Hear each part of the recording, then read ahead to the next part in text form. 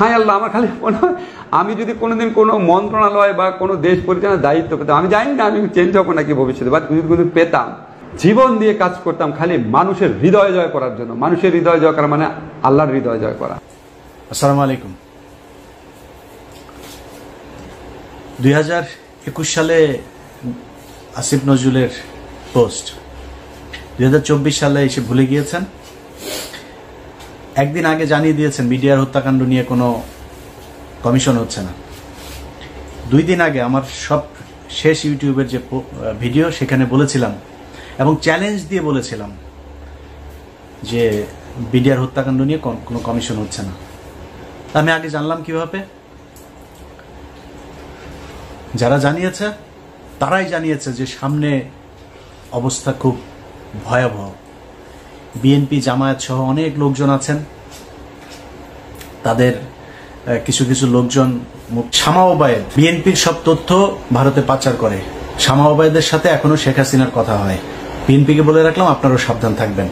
সম্প্রতি বিএনপি নেত্রী শামা ওবায়েদ। দর্শক শ্রোতা, ঘটনা তো একের পর এক ঘটে গেছে। আইন উপদেষ্টা আমাদের আসিফ নজরুল স্যার, ওনার তো প্যান একবারে খুলে ফেলতেছে সাংবাদিক ইলিয়াস হোসেন ভাই। একের পর এক যে পরিমাণের তথ্য ফাঁস করা হচ্ছে এবং সত্য যাচাইয়ের পথ এখন। সুপ্রিয় দর্শক শ্রোতা, আসসালামু আলাইকুম। আপনারা ইতিমধ্যে অনেকগুলো ভিডিওর ক্লিপের অংশবিশেষ দেখেছেন। আমাদের সাংবাদিক ইলিয়াস হোসেন ভাইয়ের এমনই কিছু প্রতিবেদন আছে এবং আজকের এই ভিডিওতে এমন কিছু তথ্য আছে, আপনারা এই তথ্যগুলো জানতে পারলে অবাক হয়ে যাবেন। আপনারা ভাবতেই পারবেন না আমাদের আইন উপদেষ্টা আসিফ নজরুল স্যার তলে তলে কত দূর গড়িয়ে গেছে এবং উনি বাংলাদেশের থেকে ভারতের জনপ্রিয়তা কতটুক, সকল তথ্য সাংবাদিক ইলিয়াস হোসেন ভাই এই ভিডিওতে সবকিছু জানিয়ে দিয়েছে। দর্শক শ্রোতা, আজকের এই ভিডিওগুলো যারা ওপেন করেছেন, অনুরোধ করব ভাগ্যশ আপনি যদি বাংলাদেশের একজন সুনাগরিক হয়ে থাকেন, অবশ্যই এই তথ্যগুলো আপনাদের জানা উচিত। সুপ্রিয় দর্শক শ্রোতা, সাংবাদিক ইলিয়াস হোসেন ভাই এমন এমন কিছু তথ্য দিল আমাদের এই আইন উপদেষ্টা আসিফ নজরুল স্যারকে। ওনাকে এমন কিছু তথ্য দিল আপনারা অবাক হয়ে যাবেন। উনি গত 2 বছর আগে অর্থাৎ 21 সালে বলেছিল, আমাকে যদি ক্ষমতা দেয়া হয়, আল্লাহ যদি আমাকে এমন কোনো ক্ষমতা দিত যে ভালো একটা পদে বসে আমি দেশের জন্য কাজ করতাম, আর সেই ভালো পদে বসে বর্তমান অন্তর্বর্তীকালের সরকারের আমলে ডক্টর মোহাম্মদ ইউনূসের আমলে এমন কিছু কাজ করতেছে।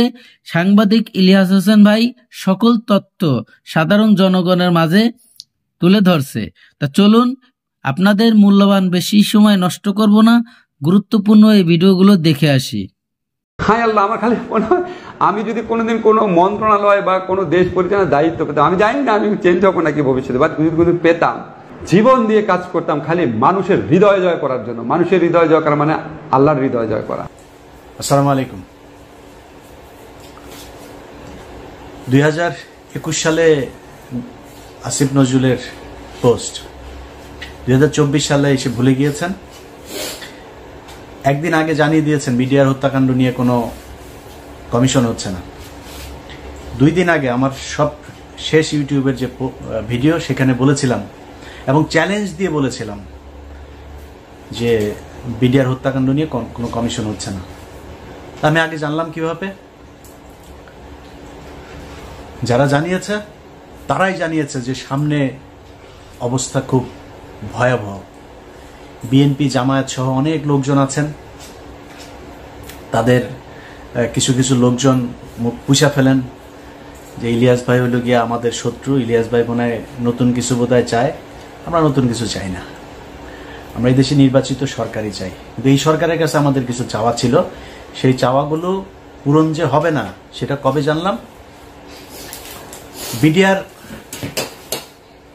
হত্যাকাণ্ড নিয়ে যেসব জওয়ানরা জেলখানায় আছে, আমি কল্পনাও করি নাই যে 5 তারিখের পরে প্রথম শুনানি যেটা হইল সেখানে তাদেরকে ছাড়বে না। কিন্তু ছাড়া হয় নাই। কেন ছাড়া হয় নাই?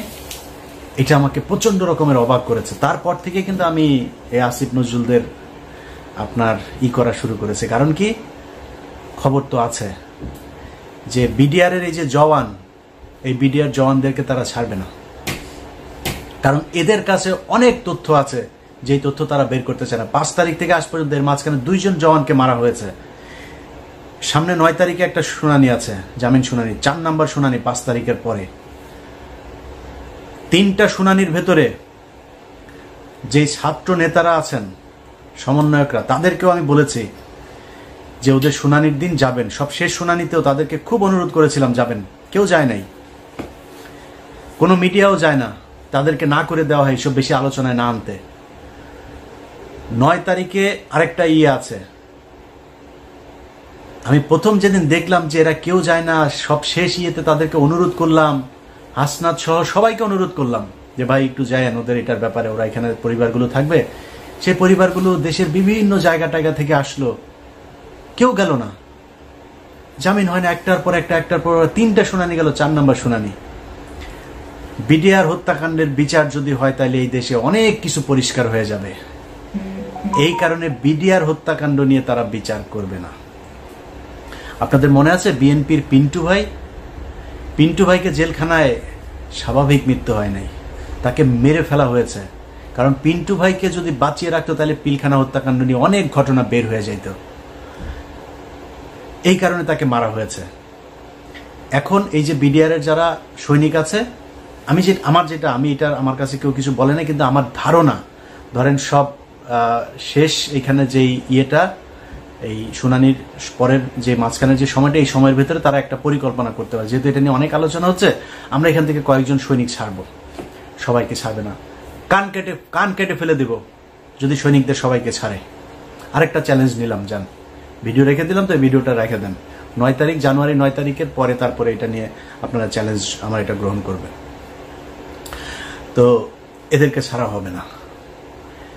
প্রথম ঘটনার পর থেকে বুঝলাম যে না, আমরা তো আসলে বিজয় উদযাপন করলাম, এত নাচাগানা করলাম, এই সরকার তো আসলে আমাদের সরকার না।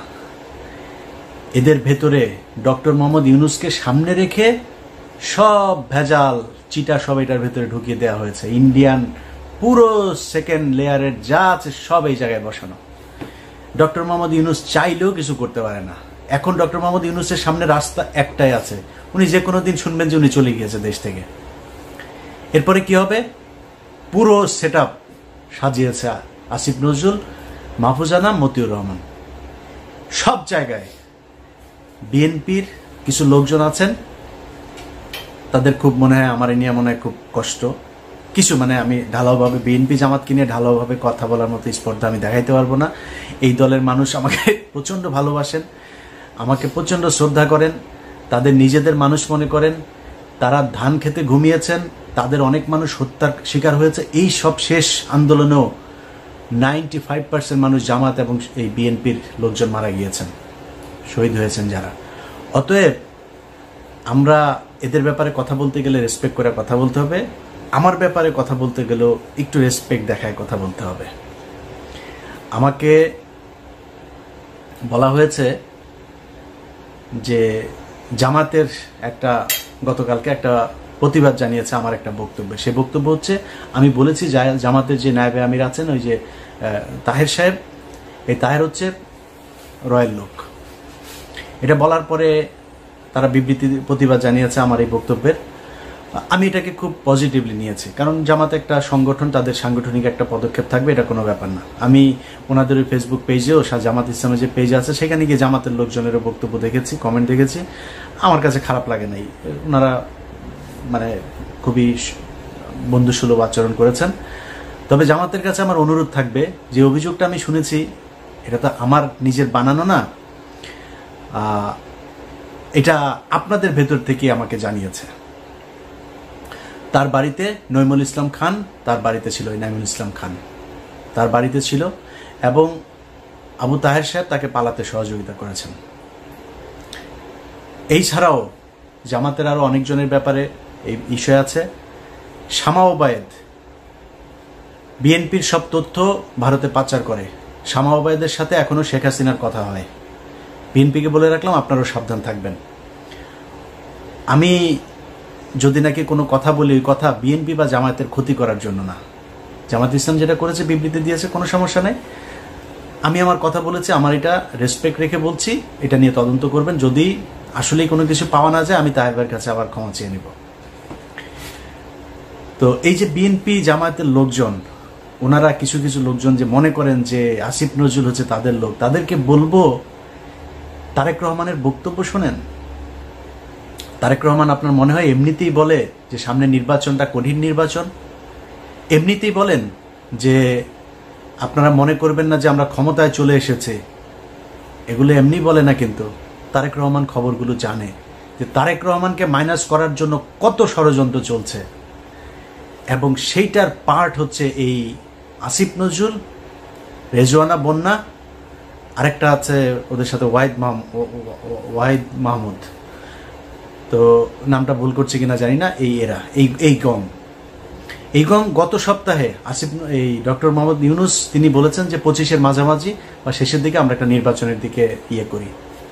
তিনারা যাবেন না, তিনাদের কথা 26-এর শেষে গিয়ে আমরা করব, চিন্তা করব। এর মাঝখানে সেটআপ শেষ হয়ে যাবে, সব শেষ। বিএনপির ভাইদেরকে বলতে চাই, সব শেষ।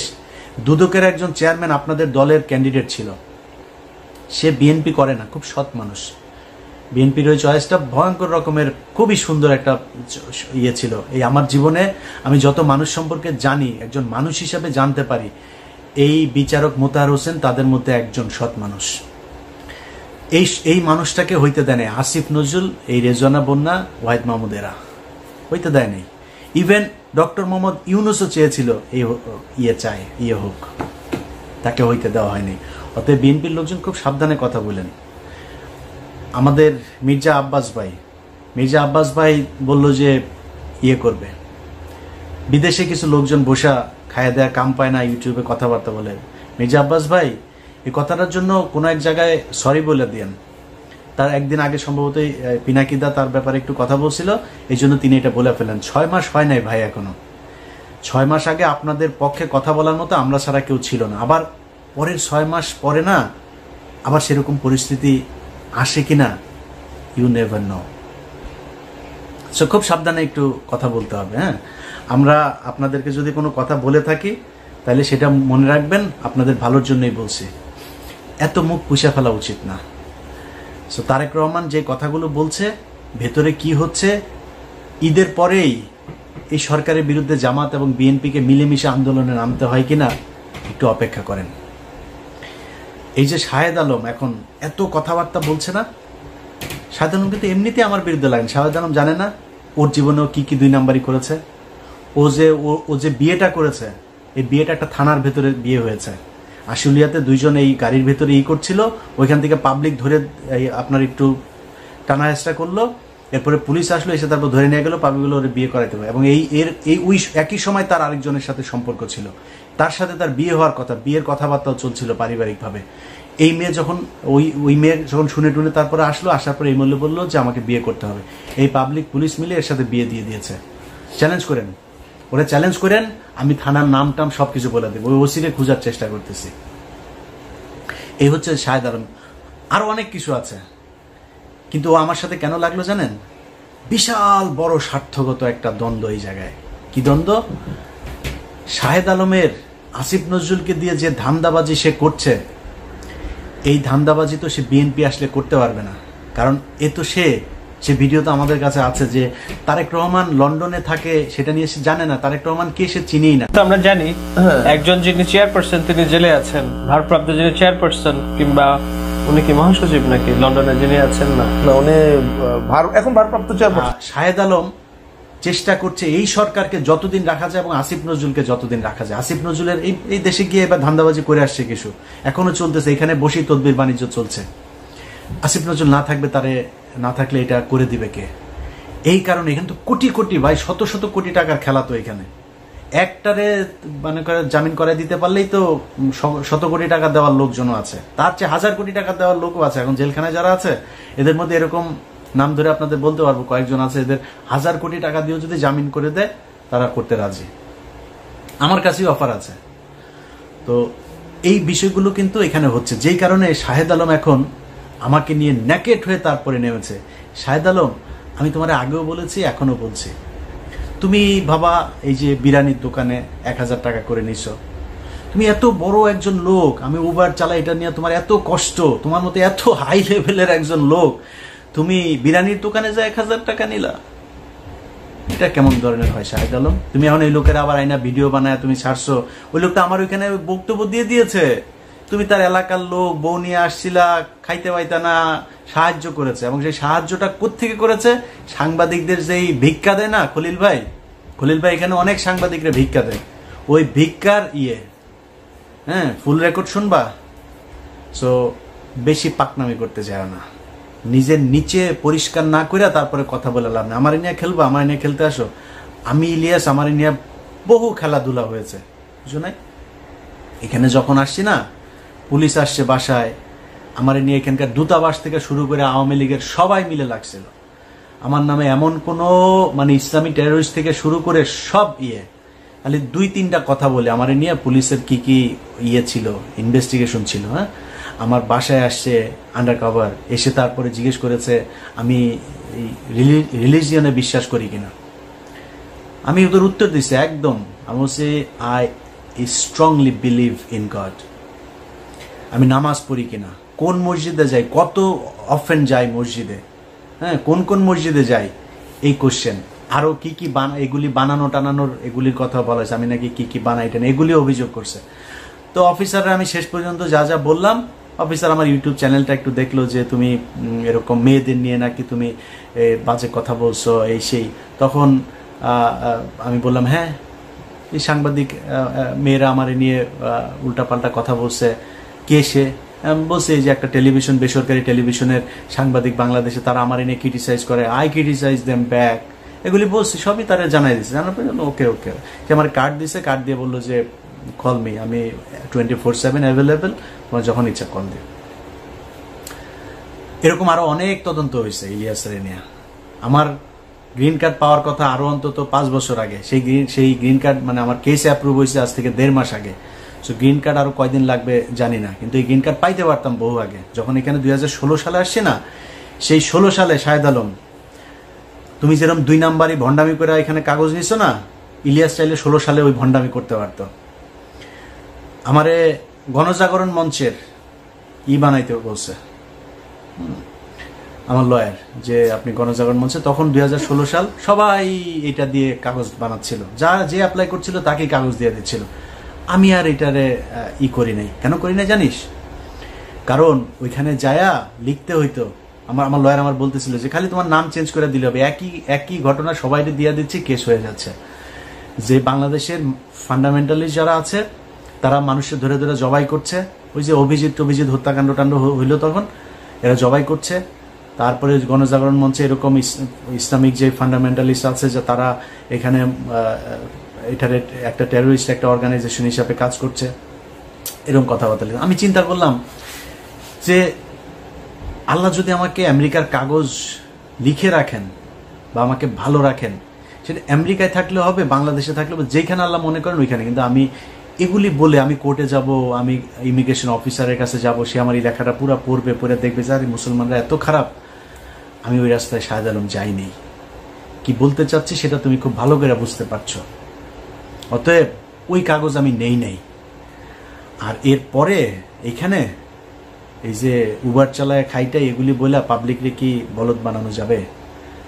তোর বাসায় মহিলা মানুষ যে কটা আছে সব কটা প্রেগনেন্ট হয়ে যাওয়ার কথা, যেই গালি পোলাপান তোরে দিচ্ছে, আমার এই গালি দিলে জীবনে কোনোদিন ইউটিউবের সামনে আসতাম না।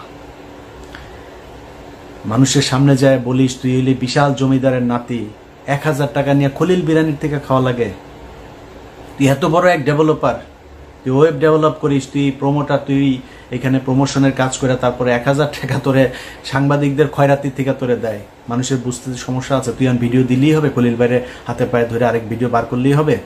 শাহেদ আলম সহ যারা যারা এখন কিনা এদেরকে ক্ষমতায় রাখার জন্য চেষ্টা করছে, এটা তাদের স্বার্থের কারণে, দেশের কারণে। শাহেদ আলম এই সে মানুষের কাছে বলে বেড়ায় তার নাকি দেশের বিশাল আকারে অবদান।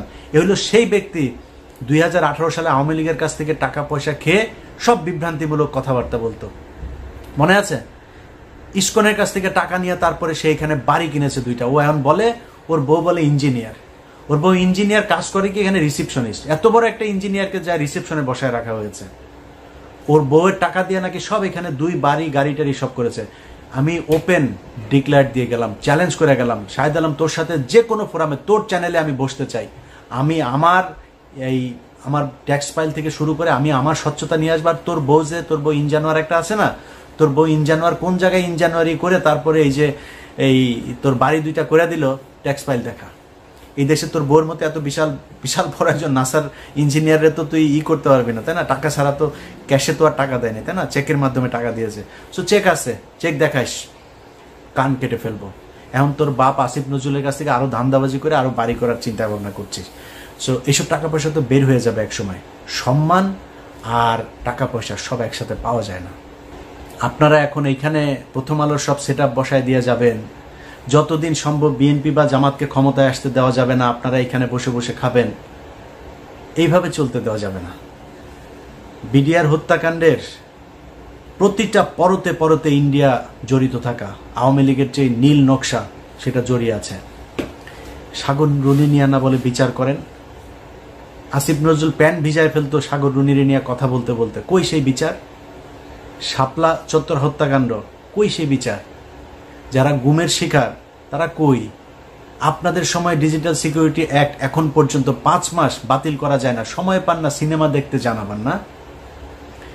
শামা ওবায়দরে নিয়ে হলের ভিতরে অন্ধকারে যায় বসেন। তো আমরা বুঝি না এগুলি কিছু। আপনারা সিনেমা দেখতে যাওয়ার সময় পান, ডিজিটাল সিকিউরিটি অ্যাক্ট বাতিল করার সময় পান না। এখন পর্যন্ত হাজার হাজার বিএনপি জামাতের লোকজন জেলখানায় বন্দী। গত সপ্তাহে ডান্ডা বেরি পরিয়ে জামাত শিবিরের সাবেক সভাপতিকে রাজশাহী কোর্টে তোলা হয়েছে। আমার এই ফেসবুকে সে ছবি দিয়েছি, ভিডিও দিয়ে রেখেছি। কেন এখনো পর্যন্ত সেটার ব্যাপারে ব্যবস্থা নেওয়া যায় নাই? কিসের জন্য? আরো কত বছর সময় চান? এমনি বসে বসে লুটপাট করবেন। আমার এই নেতা ফোন করে, ওই নেতা ফোন করে, ইলিয়াস ভাই এরা তো আমাদেরই লোক, এদের সাথে এরকম করলে তৃতীয় পক্ষ ঢুকবে। আরে ভাই এরা আপনার লোক হইতে পারে, আমার লোক না। আমি তো আপনার দলের কেউ না, আমি তো বিএনপি জামাতের লোক না। বিএনপি জামাতের টাকা নিয়ে আমি কি আমার সংসার চালাই নাকি? আমি আপনার টাকায় কথা বলবো? আমার যে সমস্যা, আমার সমস্যা ইন্ডিয়ায়। অথবা আমার ওইটা না পাইলে তো আমি মনে করবো না এই দেশ স্বাধীন হয়েছে। ওনাদের কথা হইল বিপি নূর, ইলিয়াস ভাই দেখেন এখানে তো অনেক কিছু করা যায় নাই। আসিফ নজরুল পর্যন্ত সে আমার ফোন করে ওই একই গান, ইলিয়াস কি অবস্থা ভাই, আপনি তো বলছেন ওখানে বসে বসে, এখানে তো অনেক সমস্যা ভাই, অনেক চাপ। আপনারা এত চাপ নিয়ে কাজ করতে বলছে কে আসিফ নজরুল? বিপি নুরও একই, আরো কয়েকজন রাজনীতিবিদ একই আলাপ। এদের অনেক চাপ, কাজ করতে পারে না। এত চাপ, মানুষ তো জীবন দিয়েছে এই দেশে, আবার নামবে দরকার হইলে। আপনি বলেন কি করা লাগবে, বলেন, তারা আসবে, আবারও রাস্তায় নামবে, আবারও জীবন দিবে। কোথা থেকে চাপটা আসে, কারা চাপ দেয় বলে দেন। এইভাবে চাপ মনে মনে আপনি চাপ মনে করায় তারপরে সবাই মিলেমিশে ভাগ বাটোয়ারা করে খাবেন, এই জন্য 2000 মানুষ জীবন দেয়নি। অতএব যারা মনে করেন যে আসিফ নজরুল্লাহ তাদের তৃতীয় পক্ষ, সারা অন্য কিছু, আসিফ নজরুল রায় তৃতীয় পক্ষ। তারাই আপনাদেরকে বিএনপি এবং জামায়াতকে মাইনাস করার জন্য, আপনারা মনে করছেন বিএনপির কিছু লোকজনের এই সুবিধা, কি সুবিধা দিয়েছে? গরুর হাট, মাঠ আর ঘাট, এগুলো আপনারা এখন দখল করে খাচ্ছেন, তাই না? তো এটা খেয়েই খুশি। আর কিছু মামলা বাণিজ্য, তদবির বাণিজ্য টাণিজ্য হচ্ছে ওই জায়গায়, এইসব এই 2 নাম্বারই কিছু কাজ, আর কিছু জায়গায় চাঁদাবাজিও হচ্ছে। এগুলো করে বিএনপি জামায়াত খুশি। কিন্তু এইটা চিন্তা করেন নাই যে আপনাদেরকে দিয়ে এগুলো করিয়ে তারপরে তারা সারা দেশে বোঝানোর চেষ্টা করছে বিএনপি বিশাল চাঁদাবাজ একটা দল, জামাত ইসলাম বিশাল চাঁদাবাজ একটা দল, এরা হচ্ছে গিয়ে এই আওয়ামী লীগের লোকজনকে তারা দিচ্ছে। এই মিডিয়া, সেই মিডিয়া যারা কিনা আপনাদের কথা বলে না, আপনাদের নাম তারেক রহমানের বক্তব্য চালায় না এরা। তারেক রহমানের নাম বলার আগে তাকে খাম্বা টাম্বা এগুলো বলে কথা বলতো, মনে নাই? এই মিডিয়া সেই মিডিয়া একটাও চেঞ্জ করে নাই, সব ওই জায়গাতেই আছে, শুধু সময়ের অপেক্ষায় আছে। সব সেট আপ ঠিক হইলে এই যে চিন্তা করছেন না, সব কিছু চেঞ্জ হয়ে যাবে। এই যে গোয়েন্দা সংস্থা, আপনার কি মনে হয়? মানব জমিন নিউজ করেছে, দেখেছেন গত পরশুদিন কি বলেছে তারা? যে ভারতের পররাষ্ট্র সচিব বাংলাদেশে এসে 1 ঘন্টা কোনো হিসাব ছিল না। এই 1 ঘন্টা তিনি কোথায় ছিলেন? সে 1 ঘন্টা মানব জমিন বলেছে সে সেনাপ্রধানের সাথে ছিল। কেন? ডক্টর ইউনুসকে বাইপাস করে সেনাপ্রধানের সাথে পররাষ্ট্র সচিবের এই বৈঠক কে করিয়ে দিয়েছে? এটা খুঁজে বের করতে হবে। যারা মনে করছেন তৃতীয় পক্ষ, দিন যত যাবে তত বিএনপি এবং জামায়াতের জন্য এই দেশ কঠিন হয়ে দাঁড়াবে। যারা মনে করেন যে না, ওদেরকে আরো সময় দেওয়া উচিত, এই ইলিয়াস ভাই এখন এত এইসব নিয়ে কথা বলার দরকার নাই, আচ্ছা ধরেন দুর্নীতি দমন কমিশন সব শেষ, যেটা বিএনপি চেয়েছিল একজনকে বসতে দেয়নি। পুলিশের ভেতরে আপনি দেখেন ডিএমপি কমিশনার, আইজিপি, কেন বাইরের থেকে আনতে হবে কেন? পুলিশের ভেতরে ডেডিকেটেড ছিল না, ডিপ্রাইভড অফিসার ছিল না, যারা কিনা মনে করেন যে একজন এসপি আছে, ডিআইজি আছে, তারা কি প্রমোশন দিয়ে উঠানো যেত না? বাইরের থেকে কেন আনতে হইল? যারা কিনা প্রথম আলোতে কলাম লিখতো, কেন এছাড়া কেউ ছিল না? বিষয়টা খুব পরিষ্কারভাবে সাদা চোখে দেখতে হবে যে আসিফ নজরুল হঠাৎ করে 3 তারিখে বিশাল আকারে রাস্তায় নেমে একদম ছাত্রদের সাথে হাতে হাত দিয়ে তারপর রাস্তায় নেমে গেল, এই ফারুকি টারুকি এরা হঠাৎ করে রাস্তায় চলে আসলো, কোনো কিছুই এমনিতে হয় নাই। এগুলোর সবগুলোর পেছনে কারণ আছে। এরা কেন এসেছে, কেন এদের সাথে মিলেছে, কিভাবে এরা সরকারে চলে আসলো, কিভাবে উপদেষ্টা হয়ে যাচ্ছে, এগুলো সব হিসেব মেলাইতে হবে। সো বিএনপির যেসব নেতারা আপনার ওই সময় মতো গিয়ে তারপরে আপনাদের সামনে বলবে যে হায় হায় কি করলো, ইলিয়াস আগে যা বলেছিল সেটাই তো ঠিক হইলো, তাদের কিন্তু সমস্যা হবে না। সমস্যা হবে কার জানেন? সমস্যা হবে খালেদা জিয়ার, সমস্যা হবে তারেক রহমানের, সমস্যা হবে আপনারা যারা ধান খেতে কিছুদিন আগে ঘুমাইতেন তাদের। একই রকম জামাতের নেতাদের উপরে আবারও চরম, এই যে ডাক্তার শফিকুর রহমান থেকে শুরু করে ডাক্তার শফিকুল ইসলাম মাসুদ, যারা যারা আছে, কি টর্চার, কি নির্যাতন এদেরকে সহ্য করতে। এখন পর্যন্ত এটিএম আজহার ভাই কেন জেলখানায়, গোলাম পারোয়ার কি কষ্ট সহ্য করেছে, মানে জামিন হয়েছে, জামিন হওয়ার পরে আবার ঢুকিয়ে রেখেছে, পুরো সময়টাই জেলখানায়। কিন্তু কিছু নেতা যাদেরকে নিয়ে আমরা কথা বলি, তাহের মিয়ার তো কিছু হয় নাই, তাহের মিয়ার খুব বেশি কষ্ট সহ্য করা লাগে নাই। এগুলো একটু হিসাব মেলাইতে হবে যে কাদের সাথে এদেরই ছিল। ডক্টর আসিফ নজরুল ঢাকা বিশ্ববিদ্যালয়ের মতো জায়গায় থাকে, ছাত্রলীগ গিয়েও তারা একদিন একটা গুতা দেয় নাই। কারা তাদেরকে মেসেজ দিয়ে রেখেছে যে আসিফ নজরুলকে কিছু বলা যাবে না, একদিন জেলখানায় যাইতে হইল না, এত বড় বড় কথাবার্তা বলেও। আমি এটা নিয়ে ঘাটাঘাটি করতে চাই না। আর কথা হইল যে দেশ স্বাধীন হয়েছে, এখন আমাদের হাতে সময় আছে। আমরা এই সাগররুনি হত্যাকাণ্ড বলেন, শাপলা চত্বরের হত্যাকাণ্ড বলেন, গুম, যারা এখন পর্যন্ত জেলখানায় আছে, বিডিআরের জওয়ান, বিডিআরের অফিসার যাদেরকে হত্যা করা হয়েছে সেটার বিচার, এই সবগুলোর বিচার হইতে হবে। 21শে আগস্ট থেকে শুরু করে উদিচি, ছায়ানট, যেখানে যেখানে বোমা হামলা হয়েছে এগুলোর বিচার হইতে হবে। শুধু বিএনপির লোকজনকে আপনি এখান থেকে মামলা থেকে অব্যাহতি দিবেন ন, এটার তদন্ত হইতে হবে কারা করেছে। তারেক রহমান করে নাই, লুৎফুজ্জামান বাবর করে নাই, তাহলে করেছে কারা? এদের ভেতরে একটা বিশাল আকারের আপনি শখটা যদি চিন্তা করেন না, দেখবেন ইন্ডিয়ার জায়গাগুলোতে হাত দেওয়া হচ্ছে না। আপনি দেখেন বিডিআরের জওয়ান, তাদেরকে ছাড়া হচ্ছে না। লুৎফুজ্জামান বাবর, গিয়াসউদ্দিন আল মামুনকে কিন্তু ছেড়ে দেওয়া হয়েছে, লুৎফুজ্জামান বাবরকে ছাড়া হচ্ছে না। ডিজিএফআই এর আপনার সাবেক যেই কর্মকর্তা রেজ্জাকুল হায়দারকে ছাড়া হচ্ছে না, কিন্তু আব্দুর রহিম, ওনাকে কিন্তু মেরে ফেলা হয়েছে। এইভাবে যারা যারা এখন পর্যন্ত এদের বিপক্ষে, যাদেরকে দিয়ে ইন্ডিয়ার এইসব জিনিস সব বের হয়ে যাবে, তাদেরকে দেখবেন আস্তে আস্তে মেরে ফেলা হচ্ছে। রাস্তাঘাটেও দেখবেন এখন অনেক দুর্ঘটনায় মানুষ মারা যাচ্ছে। এগুলো এইভাবে খুব সুপরিকল্পিতভাবে তারা তাদের জায়গাগুলো পরিষ্কার করছে, খালি দেখছে যে কারা আমাদের বিপক্ষে, তারপরে তারা ঠিকই আবার ছোবল দেবে। যাই হোক দর্শক, আপনাদেরকে আমার শেষ যে বক্তব্য সেটা আমি আপনাদের জানাইতে চাই। নিজেকে আসলেই মাঝে মধ্যে খুব অসহায় মনে হয়, যে মনে হচ্ছে কিনা আমরাই কি করছি কিনা, আমরাই কি ভুল পথে হাঁটছি কিনা, এটা নিয়েও না চিন্তা করি। তো চিন্তা করে পাই না আসলে, মানে এত মানুষ, এত বিশাল একটা দেশ, ভাই এত বড় একটা ঘটনার পরে কারো কি ইচ্ছা করে না যে না, দেশটা আসলে একটু ভালো কিছু হোক? সব মনে হচ্ছে তারা ক্ষমতায় এসছে, কিছু টাকা পয়সা লুটপাট করবে, সে আওয়ামী লীগের মতো একইভাবে চলবে দেশ। এই দেশের জন্য কি করলেন রে ভাই? জিনিসপত্রের দাম থেকে শুরু করে কোনো জায়গার কার্যকর কোনো পদক্ষেপ নাই, তারা সিনেমা দেখতে যায়। এইভাবে দেশই করার জন্য এতগুলি মানুষ মারা গেল। তো আপনাদের কাছে অনুরোধ, ভাই এগুলি